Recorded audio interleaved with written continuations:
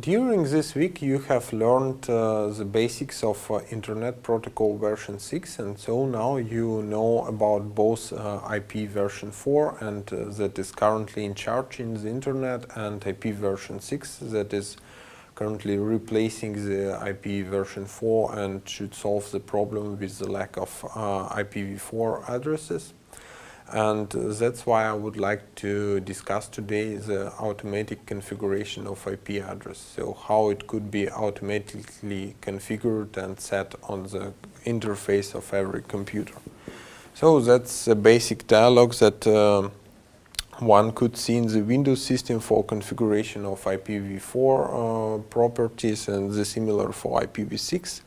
And if automatic configuration is not used, then the user should fill in these fields: IP address, subnet mask, default gateway, and also the DNS address. So a lot of users could have, a lot of inexperienced users could of course have some problems with this, because they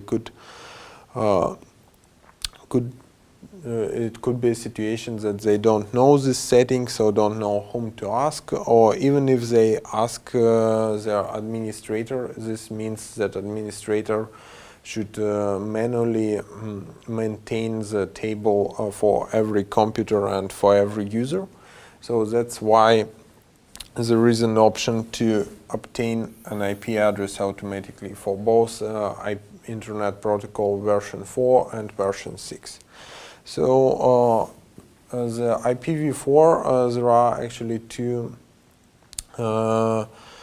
possibilities. One is using the dynamic host configuration protocol and with the help of address resolution protocol, and another way is Windows autoconfiguration, which is however only for Windows networks, so we will not talk about it today. And for IPv6 there is also a dynamic host configuration protocol available, version 6, which is just slightly differ from DHCP for IP version 4, but by default the automatic IP address configuration happens with the help of neighbor discovery protocol. So let's now talk about both IPv4 and IPv6 and how in details the IP address could be obtained automatically. So first of all, let's talk about DHCP for IPv4. And in the network, every computer of course has an interface on network card which has already a MAC address. That's the address which is set by the hardware vendor when this LAN card is produced. It's media access control address, and this address could already be used for communication on the link layer within a LAN segment, not on the internet of course, but only within a segment. So if the computer wants to obtain an IP address, it sends a DHCP request from source address 0000, since it has no IP address yet, to the destination address 255.255.255.255, which is a broadcast address, so that every computer in the network segment will receive this DHCP request. This address will be translated to MAC addresses with address resolution protocol. So after all computers will receive this DHCP request, if there is a DHCP server presented, it will answer with an offer for that computer. And the offer is also sent to the broadcast address, so all the computers in the network segment will receive this offer. However, only that computer for whom it's sent could accept it. And if it accepts the offered IP address, it will reply with the request of this address. again, and then wait again for the acknowledgement from the DHCP server. And then he sets this address on the interface and could communicate using the Internet protocol. However, the DHCP server, of course, sends not only the IP address, it also sends other settings like network mask, gateway, address of domain name server to resolve the domain names, and optionally the address of trivial file transfer protocol server. The important thing about this TFTP server is that it could be used to boot the operating system from the network. So in the way that computer could not only obtain the IP address automatically, but after this could also load boot the operating system from this server. So how the server selects an IP address for a specific computer? First, there are actually two possibilities. First of all, it could take it from predefined range of addresses that should be set by the server administrator. For example, that's how it looks for OpenWRT interface. There is a address of the DHCP server, or a router in our case, and the net mask. So we have a network 192.168.1.0, and here are settings for the DHCP server, and there is specified that starting address should be 100. So the DHCP server will start giving addresses from 192.168.1.100, and it's also limited to 150 hosts, so it will end up with this address. And if the number of clients will be exceeded, will be more than the limit of 150, then it means that the network administrator probably should reconfigure some network settings, or give a bigger subnet, or increase the limit. For example, start from 0 instead of 100. Another way is just to have a manual list of addresses predefined for every computer.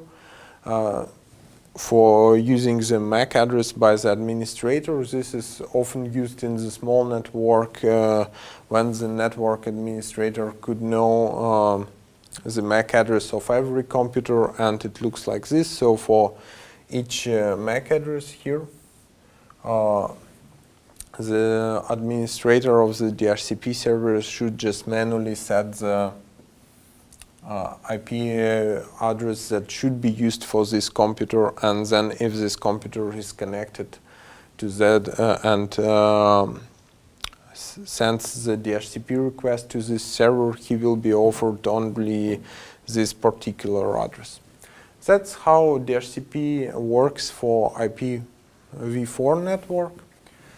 So in case of Internet Protocol version 6, there is also a DHCP protocol, DHCP service available. However, the IPv6 is different from IPv4, and it works in a different way. So first of all, it has no address resolution protocol by default, and so that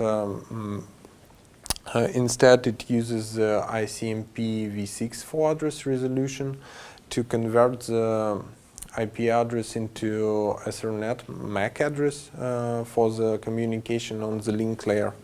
And also, although the DHCP service could be used for IPv6, it uses by default the neighbor discovery protocol to configure IP addresses. So each host in the network usually has at least one IPv6 address. It's a link local unicast address that is used for communication only within a network segment. However, if the network segment is connected to the internet or just to the bigger enterprise network, it also needs a global IPv6 address for communicating outside the network segment.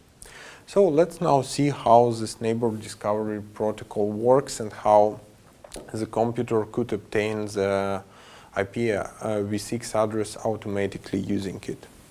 So first of all, the computer generates a link local IPv6 address from its MAC address that is already set by the hardware vendor of the network card. For example, in case of such a MAC address, the link local address will look as following. The prefix is always the same, FE80, and then it will slightly modify the MAC address, increasing the second number by 2 and also inserting the FE sequence in between.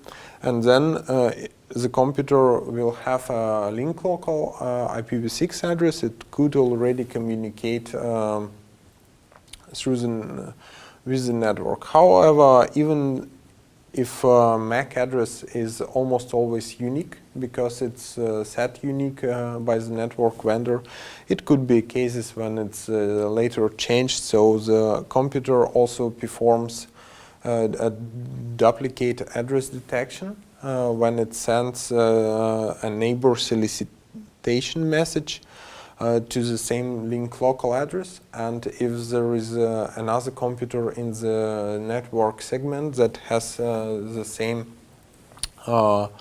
link local address, it will just answer in a neighbor advertisement, and in this case the duplicate will be found, and the computer will either generate another link local address if it is possible, or just shut down the interface. So now, after this check is done, the computer could communicate with other computers within the segment, within the network segment, and it just waits for the router advertisement. What is the router advertisement? The routers, if they are presented in this network segment, constantly send the router advertisement messages to all nodes multicast address. This is similar to broadcast in IPv4. So just all computers in the network segment will receive it. And this message contains the IPv6 prefix, or the network address that the computer could use for automatic configuration of global IPv6 address that is different from the link local and could be used already for communicating with an entire network or with an entire internet. So using this information, the computer configures the IPv6 address, default gateway, and other parameters if they are set, like DNS, domain name server, or DHCP server, which could also be presented. In this case, the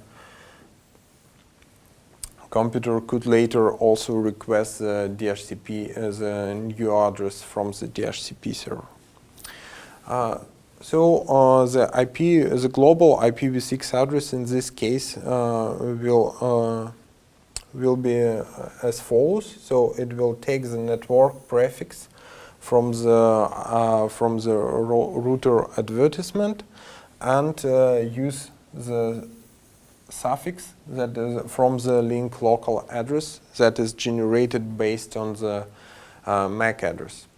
And after this, it has the global IPv6 address and could communicate already in the entire network. However, both link local and global IPv6 addresses are available